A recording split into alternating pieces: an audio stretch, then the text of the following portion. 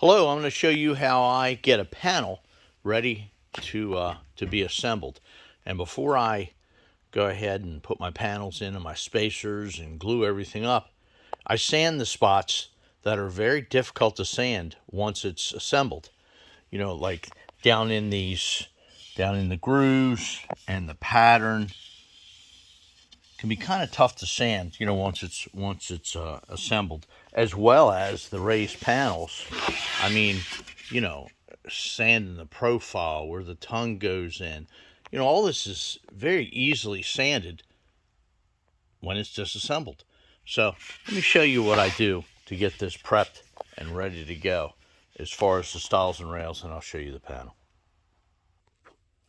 Okay, what I do is I mark where my vertical pieces are going to intersect and where the glue is going to be to hold those verticals into the bottom rail. I don't want to sand that where I want glued to it here. I'm going to sand out here where the panel is going to slip into the groove. So what I do is I just clean that up a little bit, sand, take a little bit of an edge off of where the panel goes into the groove. Clean it up a little bit, sand my shoulder, go back and sand the profile. This is very difficult to do once everything's glued up. It's so much easier standing here and doing this. But these are the little tricks that really make things turn out better and makes the process a little easier. So that's what I'm going to do everywhere I have a groove. I'm not going to sand the cope and the tenon where it goes into the mortise and the profile. Just this groove. Now I'll go ahead and grab a panel and show you how to sand the panel.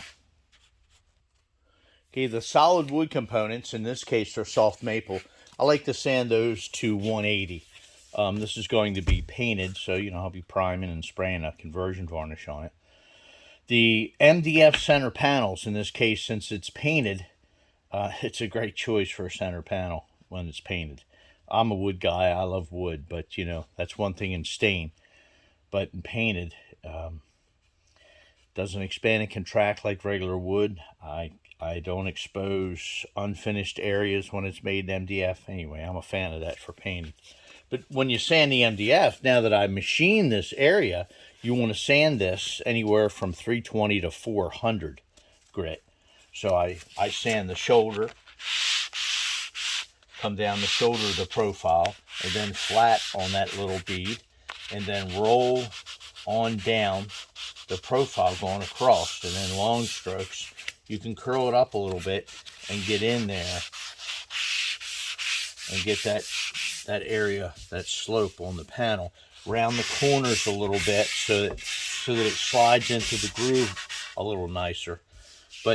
And then once I'm done on the profile, then I'll go across with my 320 or 400 and I'll sand the center area to take out any scuff marks and things like that. Now, it's going to be at least 2 coats of primer, if not 3, but sand it in between each coat and you'll get the imperfections out. But that's how I prep and get it all ready to be assembled.